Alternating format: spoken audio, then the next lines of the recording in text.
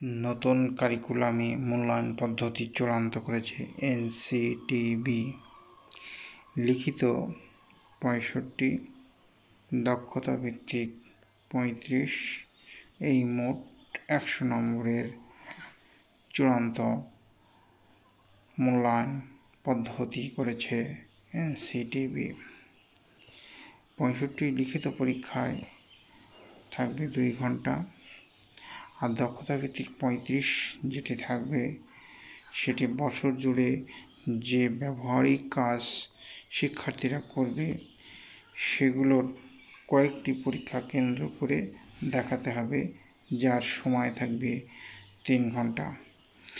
এই লিখিত 2 ঘন্টা এবং দক্ষতা ভিত্তিক 3 ঘন্টা, মোট 5 ঘন্টা মূল্যায়নের জন্য সময় বরাদ্দ করা হয়েছে, যা মোট নম্বর 100 নম্বরের একটি মূল্যায়ন পদ্ধতি করেছে এনসিটিবি।